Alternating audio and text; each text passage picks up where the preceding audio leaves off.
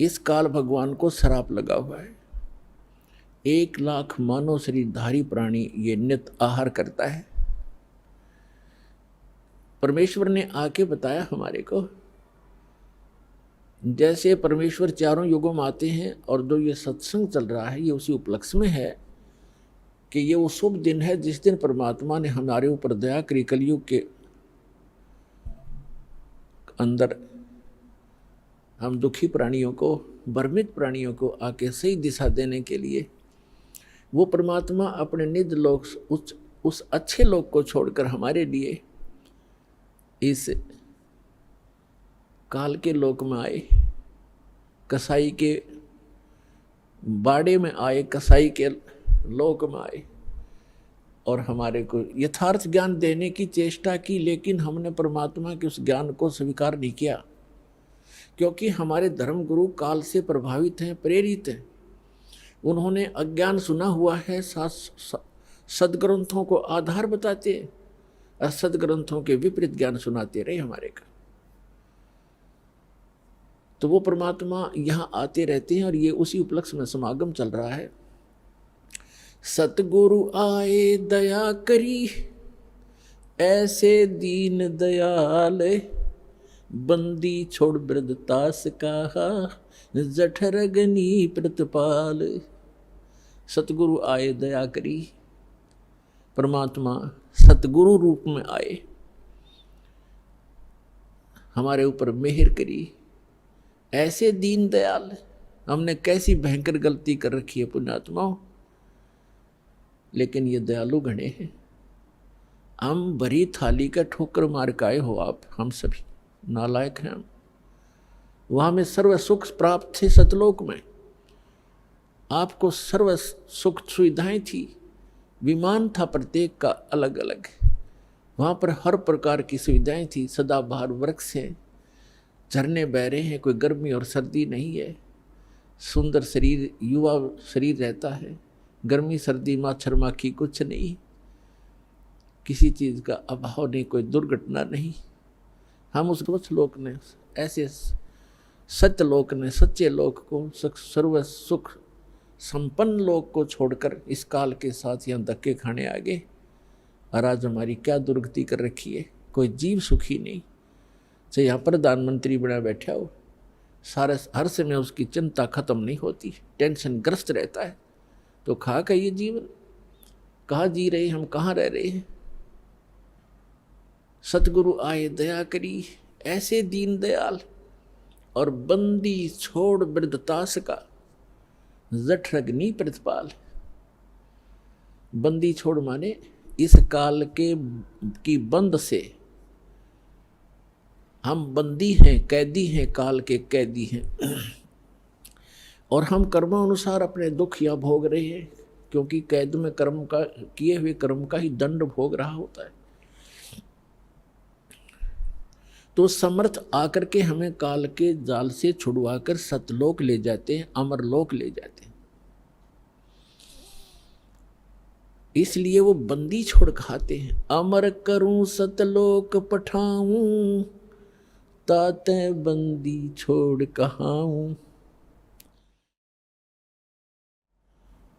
कहते हैं अमर करूं, सदा के लिए ऐसे स्थान पर भेज दूंगा तुम्हें जहां आपकी कभी मृत्यु नहीं होगी। गीता अध्याय नंबर 15 के श्लोक नंबर 1 से 4 में प्रमाण है कि उल्टा लटका हुआ पीपल संसार रूपी वृक्ष समझो। इसके ऊपर को मूल है, नीचे को तीनों गुण, रजगुण ब्रह्मा सद्गुण विष्णु रूपी शाखाएं हैं। और जो संत इसके सभी विभाग बता देता है अलग अलग करके, स वेदविद, वो वेद के तात्पर्य को जानने वाला है, वो तत्वदर्शी संत है। और ये भूमिका परमात्मा ही कर सकता है तत्वदर्शी संत की, और कर नहीं सकते। तत्व का अर्थ है पूर्ण रूप से सत्य ज्ञान आधार से जो ज्ञान प्रचार करता है वो तत्वदर्शी होता है। यहाँ के ब्रह्मा जी को मालूम नहीं, कहता है मैं पता नहीं कहाँ से उत्पन्न हो गया और कौन मेरे जनक हैं। तो ब्रह्मा जी से ही ज्ञान आगे सबको प्राप्त है, इंक्लूडिंग विष्णु और शिव जी तक, उसी से ज्ञान प्राप्त है। तो उसके बाद कितने ऋषि महर्षि अपनी चतुरता दिखाते रहे, वो तत्वदर्शी कैसे हो सकते हैं? वो परमात्मा की एक प्रश्न का उत्तर नहीं दे पाए आज तक। सतयुग से लेकर कलयुग तक परमात्मा चारों युगों में आते रहे और यहाँ ज्ञान प्रचार करते रहे। प्रश्न किया करते हमारे धर्मगुरुओं से कि कौन ब्रह्मा का पिता है, कौन विष्णु की माँ, और शंकर का दादा कौन है, हमको पंडित जी दो बताओ। ये ज्ञान का उत्तर ना दे करके उनके साथ झगड़ा ठाना करते थे। और इनको अजर अमर अविनाशी, इनका कोई जनक नहीं, सर्वेश्वर है, महेश्वर है, कालज्ञ है, मृत्युंजय है, ऐसे कहकर ये हमें भ्रमित किया करते थे। तो परमात्मा हमारे को यहाँ से काल के जाल से निकालने के लिए आते हैं। कहते हैं अमर करूं सतलोक पठाऊं, ताते बंदी छोड़ कहाऊं। बंदी छोड़ का अर्थ है कर्मों के बंधन से हम यहाँ बंधे हुए हैं। हमारे इन बंधन को काटकर भगवान हमें मुक्त कराता है। तो तत्वदर्शी संत की भूमिका करने के लिए वो परमात्मा स्वयं ही आते हैं। और गरीबदास जी कहते हैं सतगुरु आए दया करी ऐसे दीन दयाल, बंदी छोड़ वृद्ध तास का जठ अग्नि प्रतिपाल।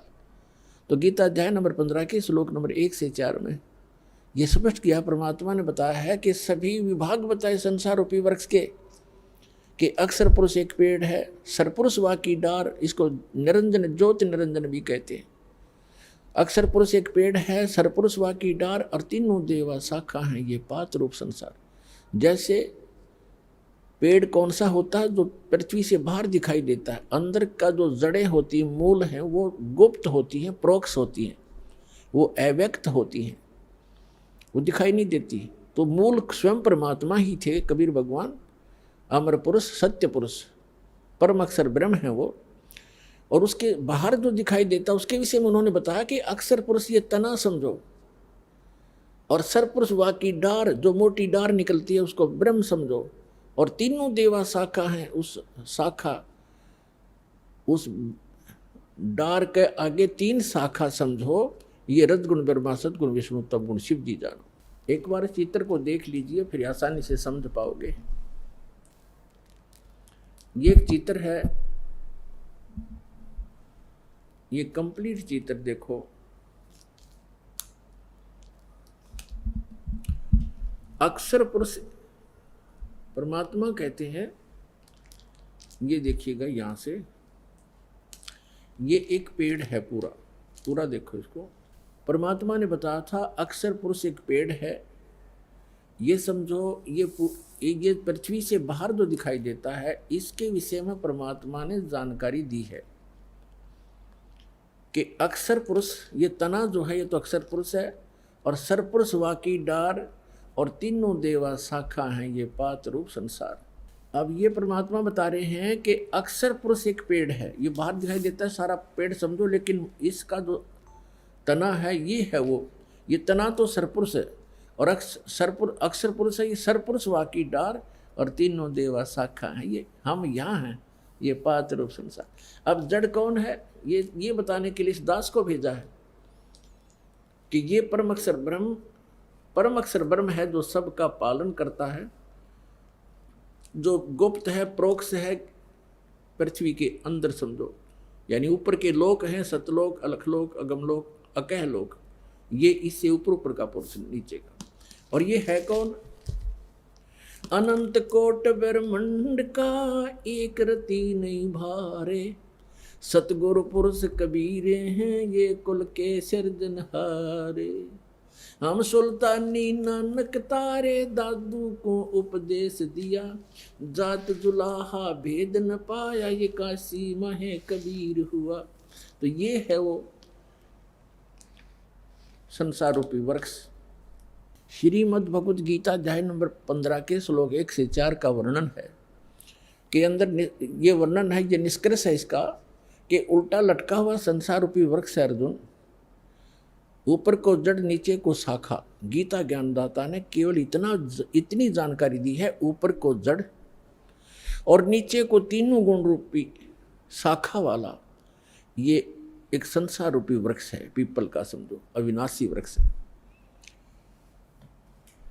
और जो इसके सभी पार्ट्स ऊर्ध्व मूलम अधः शाखम अस्थवम अश्वथम प्राहु अव्यम छंदासी यस्य पर्णानि ये तम वेद स वेदवित, इसके सभी छंद सभी विभाग जो जानता है, पत्तों समेत इसके सब छंद हैं, ऊपर को जड़ और नीचे को शाखा वाला ये संसार रूपी पीपल का अविनाशी वृक्ष समझो।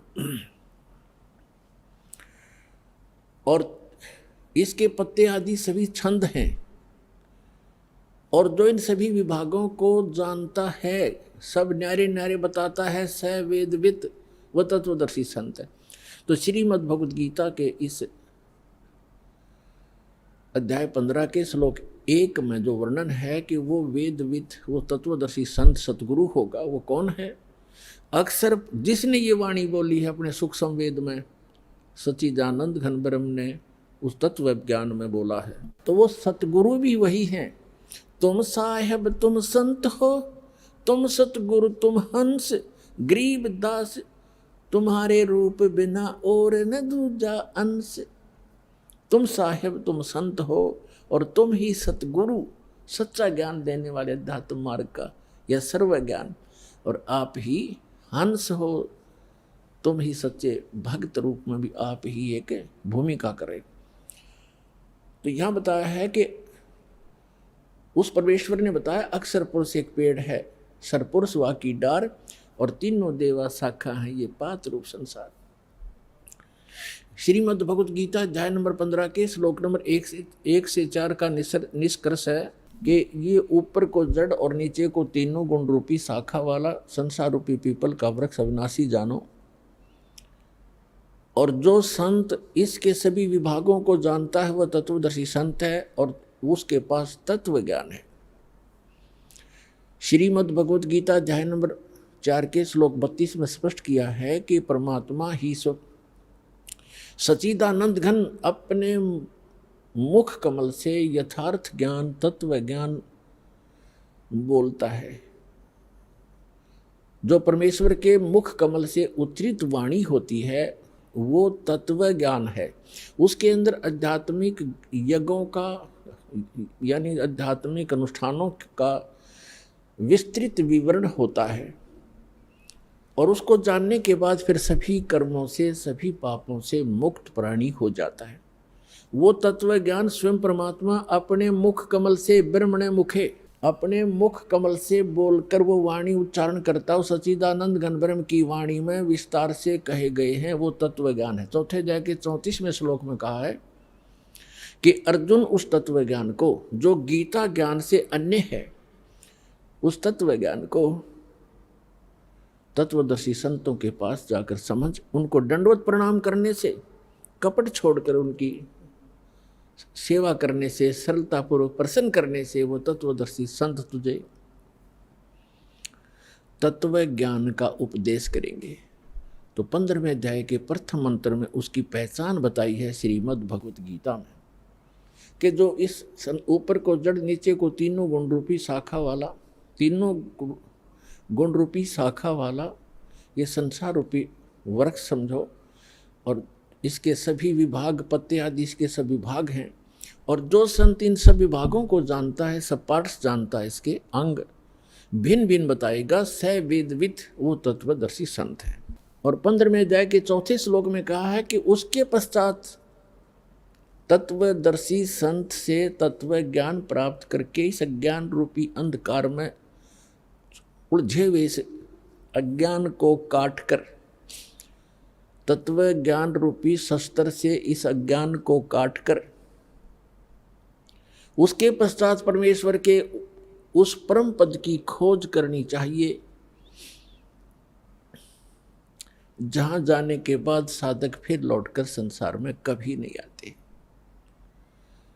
और केवल उसी परमात्मा की भक्ति करनी चाहिए जिसने सर्व ब्रह्मांडों की रचना की है, सबका रचनहार है, सर्व उत्पादक है वो। तो दास जो ये बताना चाहता था, सतगुरु आए दया करी ऐसे दीन दयाल, बंदी छोड़ वृत्तास का, जठरग्नि प्रतपाल। अमर करूं सतलोक पठाऊं, ताते बंदी छोड़ कहाऊं। अमर करूं, उस परमात्मा के तत्व ज्ञान के आधार से सत साधना करने वाले प्राणी वहां चले जाते, फिर लौटकर कभी संसार में नहीं आते। श्रीमद् भगवत गीता अध्याय नंबर 18 के श्लोक नंबर 62 में कहा है कि अर्जुन तो सर्वभाव से उस परमेश्वर की शरण में जा जो गीता ज्ञानदाता से अन्य है। उसकी कृपा, उस परमेश्वर की कृपा से तू परम शांति को और शाश्वत स्थान को, अमर लोक को, जिसका कभी एंड नहीं होता, कभी नाश नहीं होता, उस स्थान को, शाश्वत स्थान को प्राप्त हो जाएगा। अपने आत्मा, ये ज्ञान भगवान ने 600 वर्ष पहले बताया था। और फिर उन महापुरुषों को मिले परमात्मा आकर के, जो उनका गुण है, विधान है, अच्छी आत्माओं को मिले। आदरणीय धर्मदास साहिब जी को, आदरणीय मलुकदास साहिब जी को, आदरणीय नानक साहिब जी को, आदरणीय दादू साहिब जी को, आदरणीय गरीबदास साहिब जी गांव छुरानी जिला झज्जर हरियाणा वाले को, आदरणीय गीसा दास साहिब जी को गांव खेखड़ा उत्तर प्रदेश जिला बागपत वाले को, और स्वामी रामानंद जी काशी वाले को, महर्षि को। तो उन महापुरुषों ने और स्वयं परमात्मा ने हमारे को सचेत करने की चेष्टा की कि जो साधनाएं, जो भक्ति तुम कर रहे हो और जिस भगवान को तुम परमात्मा माने बैठे हो, वो परमात्मा नहीं है। जिस स्वामी को, जिस प्रभु को आपने परमात्मा मान रखा, ये परमात्मा नहीं है। परमात्मा की परिभाषा होती है जो श्रेष्ठ आत्मा हो। श्रेष्ठ आत्मा कभी किसी को मारता नहीं, किसी की टांग नहीं काटता, किसी को अंधा नहीं करता, किसी को रोगग्रस्त नहीं करता, वो परमात्मा होता है। अब कई अनजान जो बिल्कुल माइनस जिनकी बुद्धि होती है जातम में, वो कहते हैं कि ये हम इस बात से चिंतित हैं कि भगवान है कहाँ। भगवान होता तो ये हालत होती लोगों की। जैसे अभी एक दुखद खबर हम सुन रहे हैं कि केदारनाथ और बद्रीनाथ के दर्शनार्थ गए हुए श्रद्धालु इन अज्ञानी आचार्यों, शंकराचार्यों द्वारा भ्रमित किए हुए वहाँ भगवान खोजने गए थे। और आज खबरों में सुनने को आ रहा है कि 15-20 हज़ार व्यक्ति मारे जा चुके। फ्लड में बादल फट गया और केदारनाथ के मंदिर का पता नहीं कहाँ गया। एक शिवलिंग खड़ा हो टूंड सा। तो पुण्यात्मा परमात्मा 600 वर्ष पहले आए। उसके बाद उनके द्वारा उनसे के ज्ञान से परिचित महापुरुषों ने यही ज्ञान सुनाया। और वो कहा करते थे, चारों युग में संत पुकारे और कूक कहा हम हेल रे, हीरे माणक मोती बरसे ये जग चुगता ढेल रे। परमात्मा 600 वर्ष पहले बताया करते थे। और उनसे परिचित महापुरुष आदरणीय गरीबदास साहिब जी ने कहा है कि चारों युग में संत पुकारे, कबीर साहिब की महिमा गाई है।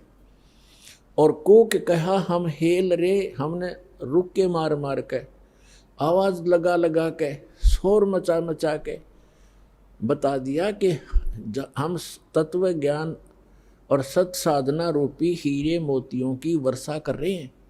आप इनको नहीं उठा रहे हो, ग्रहण नहीं कर रहे हो। और आन उपासना रूपी इन भ्रमित किए हुए आचार्यों और शंकराचार्यों, ऋषियों, महर्षियों, मंडलेश्वरों के द्वारा भ्रमित किए हुए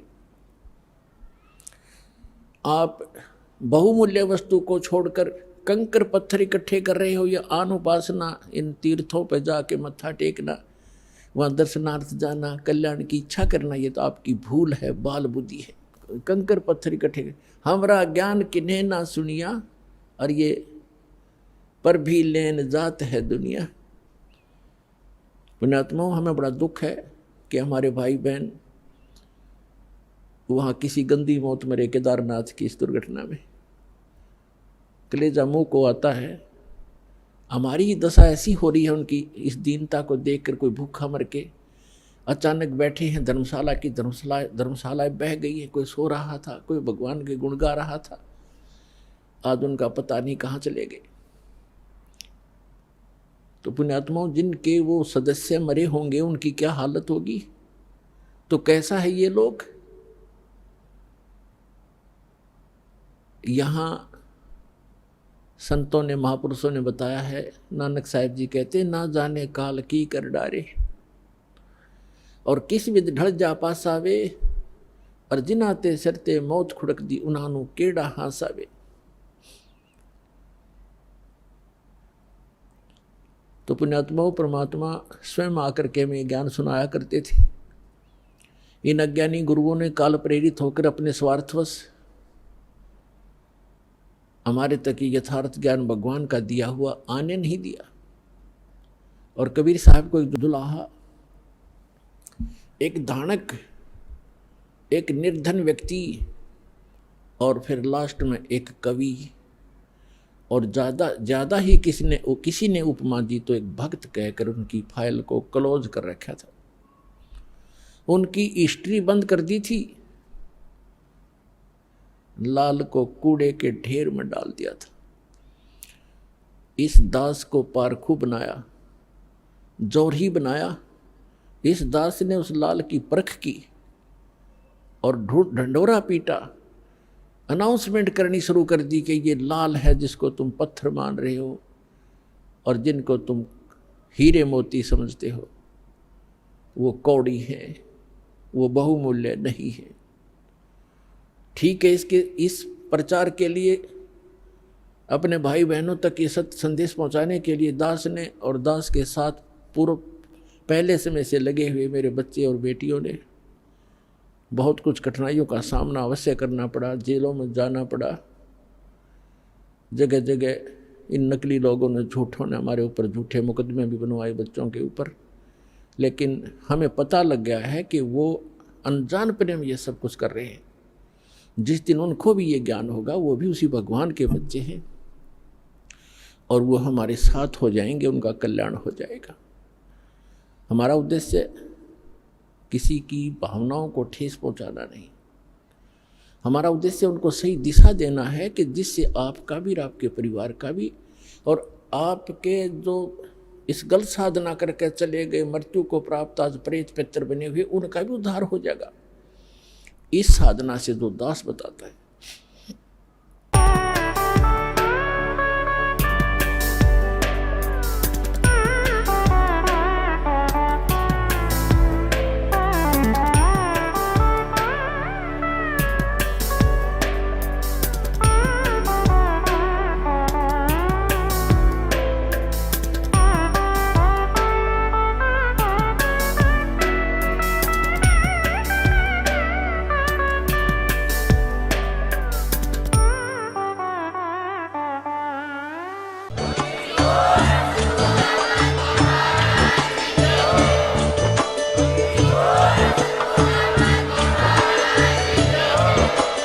आप सुन रहे थे जगत गुरु तत्वदर्शी संत रामपाल जी महाराज जी के मंगल प्रवचन। अधिक जानकारी के लिए विजिट कीजिए हमारी वेबसाइट www.jagatgururampalji.org। संत रामपाल जी महाराज जी के शुभ आशीर्वाद से पूरे विश्व भर में 500 से भी ज्यादा नाम दीक्षा केंद्र हैं, जिन पर संत रामपाल जी महाराज जी द्वारा ऑनलाइन निशुल्क नाम दीक्षा दी जा रही है। अपने नजदीकी नाम दीक्षा केंद्र का पता करने के लिए संपर्क करें 8222880541।